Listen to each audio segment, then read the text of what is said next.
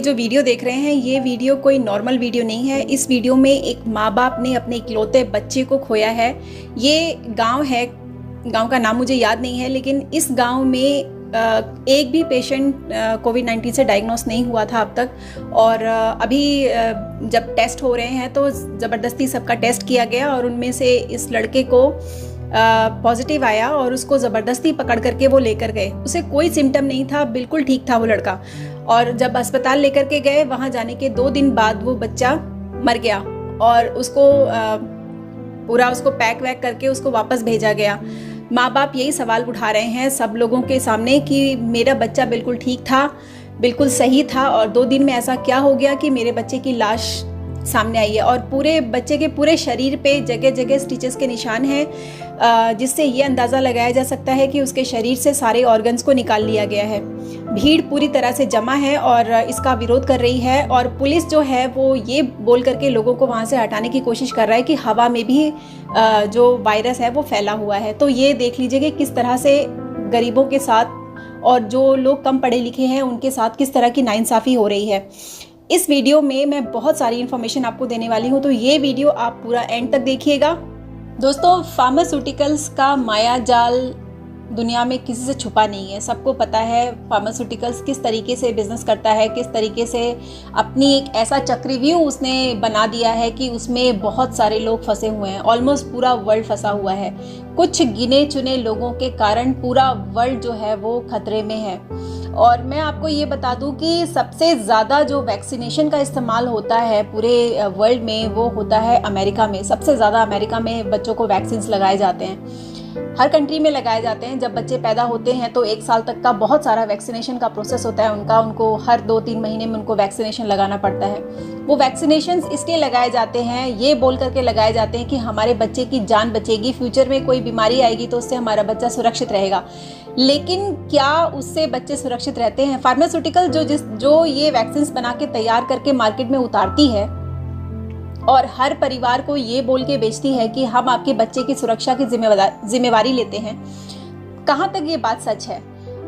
USA में सबसे ज़्यादा जो है बच्चों पर वैक्सीन लगाया जाता है और सबसे ज़्यादा बच्चों की मोर्टेलिटी रेट जो है वो यूएसए में ही है। 1 साल के बाद जितने बच्चों को वैक्सीन लगते हैं उसमें से मेजॉरिटी बच्चे जो हैं वो किसी न किसी बीमारी से ग्रस्त होकर के उनकी जान चली जाती है। तो कहाँ है ये, मतलब जिसकी वजह से वैक्सीन लगाया गया बच्चों को कि बच्चे प्रोटेक्ट रहेंगे, वो उल्टा उन पे असर कर रहा है। आज तक पूरे दुनिया में कोई भी फार्मा कंपनी कैंसर का इलाज नहीं ढूंढ पाई है, कैंसर की परमानेंट दवाई नहीं बना पाई है। लेकिन फिर भी कैंसर के नाम पर बहुत सारी दवाइयाँ जो हैं वो मार्केट में उपलब्ध हैं और वो बेची जा रही हैं। क्या आपको पता है फार्मा कंपनी सिर्फ कैंसर की दवाइयों से $1,60 बिलियन का बिजनेस करती हैं हर साल।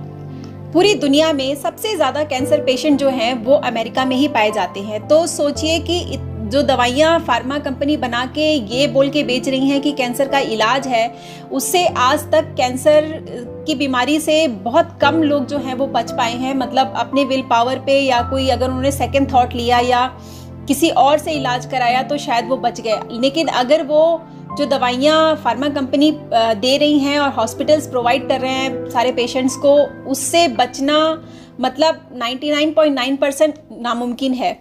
1986 में एक एक्ट बनाया गया था अमेरिका में जिसका नाम दिया गया था चाइल्डहुड इंजरी एक्ट, जिसके तहत ये कहा गया था कि अगर वैक्सीनेशन लगाने के बाद बच्चे की मौत हो जाती है तो इसकी जिम्मेदारी कोई भी फार्मा कंपनी पे नहीं आएगी।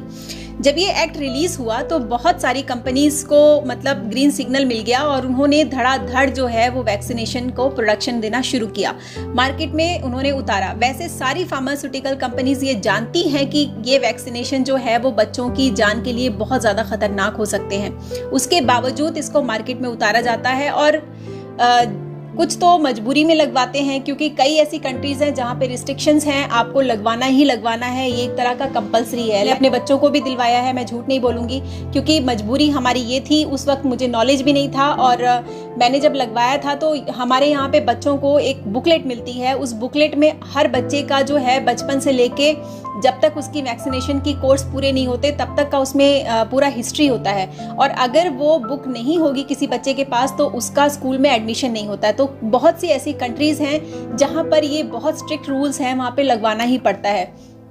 फार्मास्यूटिकल्स की जो इनकम, जो प्रॉफिट आता है सिर्फ वैक्सीनेशन से, वो $24 बिलियन आता है हर साल। तो सोचिए कितनी बड़ी रकम ये फार्मा कंपनीज लोगों को झूठ बेच करके कमा रही हैं।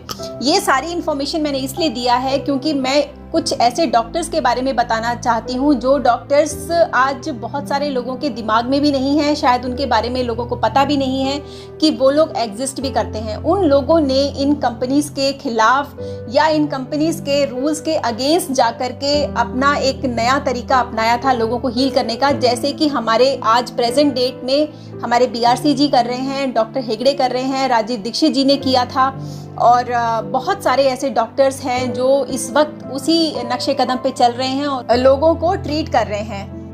डॉक्टर सेबी डॉक्टर हैं जिन्होंने नेचुरल रेमेडी से लोगों को हील किया। उन्होंने HIV, डायबिटीज़, कैंसर, इन सब का इलाज उन्होंने नेचुरल तरीके से किया और उन्होंने बहुत सारे पेशेंट्स को हील भी किया। एक ऐसा वक्त आया कि उनकी माता जी जो हैं उनकी सफलता को देख के चिंतित हो गई, क्योंकि उन्हें डर था कि फार्मा कंपनीज जो है उनको पता अगर चलेगा तो वो मेरे बेटे को यहाँ से ले जाएगी या उनके ऊपर कुछ ना कुछ गलत करेंगे। जैसा उनकी माताजी को डर था वैसा ही हुआ। एक दिन उनके घर में CID की रेड पड़ी और वहाँ पर उनको पकड़ के उनको लेकर के गए और ये इल्ज़ाम लगाया गया कि वो इलीगल तरीके से लोगों का ट्रीटमेंट करते हैं, मतलब लोगों को मिसगाइड कर रहे हैं। वहाँ पर जब कोर्ट में उन्हें पेश किया गया तो डॉक्टर डेबी ने अपना पूरी तरह से अपना मतलब सेल्फ डिफेंस में उन्होंने सारी डॉक्यूमेंट्स जो उन्होंने इकट्ठी की थी वो उन्होंने दिखाया। उन्होंने एक्चुअली कोर्ट ने 11 पेशेंट्स के बारे में मांगा था, लेकिन उन्होंने 77 पेशेंट्स का विटनेस प्रेजेंट किया और प्रूफ किया कि मैंने सच में उनको हील किया है, सच में उनको ठीक किया है। तो वहाँ से वो बाइज्जत बरी हो गए। लेकिन कुछ महीनों के बाद उनको फिर से किसी फ्रॉड के केस में पकड़ करके उनको जेल में बंद कर दिया गया और वहाँ जेल के अंदर उनको उनके खाने में जहर डाल के उनको मरवा दिया गया। तो ये एक बहुत अच्छे नेचुरल हीलर थे जो कि अपनी जान से हाथ धो बैठे इस फार्मास्यूटिकल्स की बहुत बड़े माया जाल में फंस के। हमारे देश में भी राजीव दीक्षित जी थे जिन्होंने अपने दम पे, अपने बलबूते पे एक नया मुकाम दिया था आयुर्वेदा को, जिस आयुर्वेदा को एलोपैथी ने पूरी तरह से दबा दिया था, पूरी तरह से नकार दिया था और उसको सेकेंड मेडिकेशन सिस्टम बता करके उसको पूरी तरह से मतलब लोगों के दिमाग से पूरी तरह से उसको वॉश कर दिया था।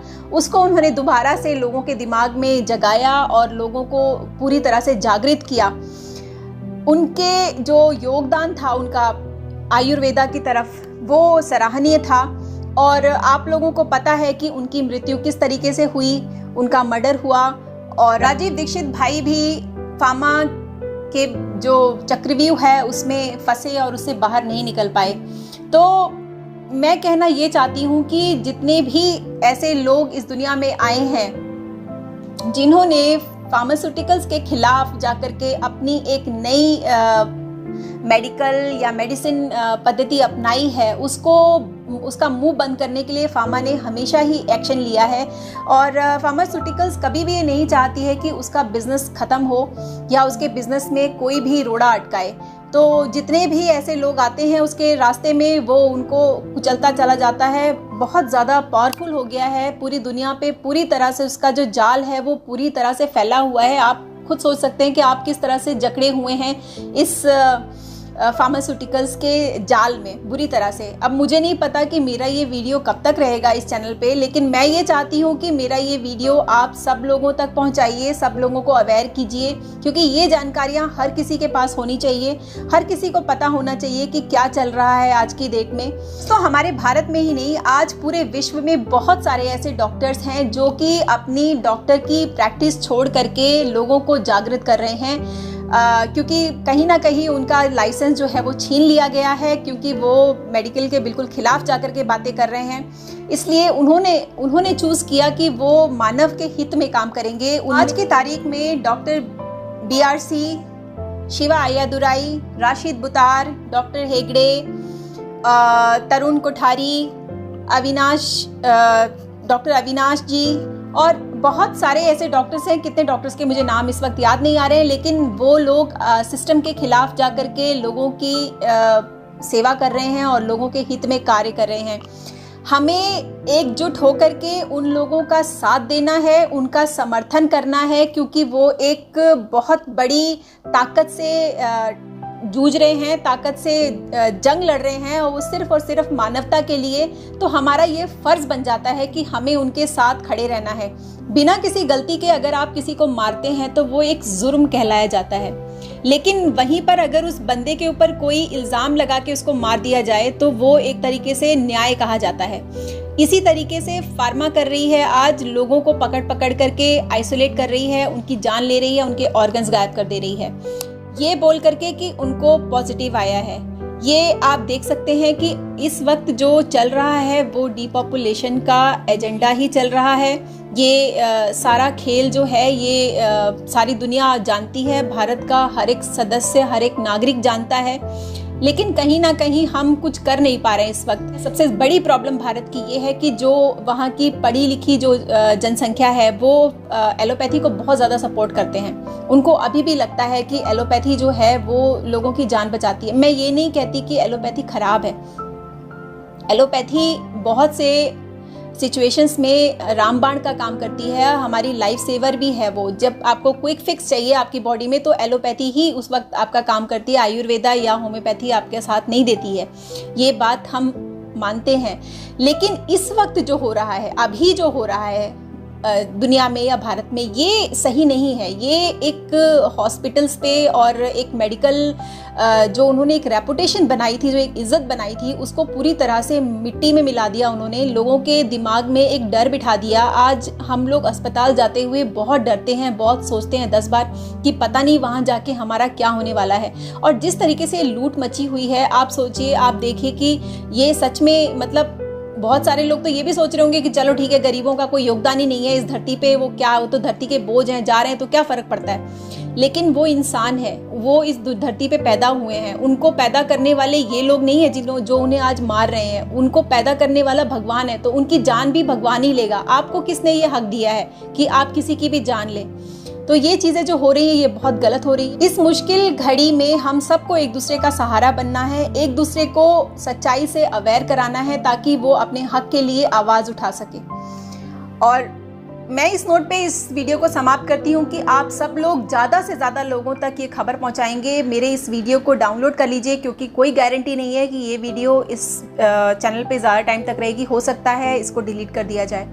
तो मैं आप लोगों से निवेदन करती हूँ कि इस वीडियो को आप लोग शेयर कीजिए, इसको डाउनलोड कीजिए, जहाँ तक जितने ज़्यादा लोगों तक आप पहुँचा सकते हैं उसको पहुँचाइए, ताकि लोगों में अवेयरनेस फैले। तो चलिए, मैं मिलती हूँ नेक्स्ट वीडियो में। आप सब लोग अपना ख्याल रखिएगा। Take care, love you all.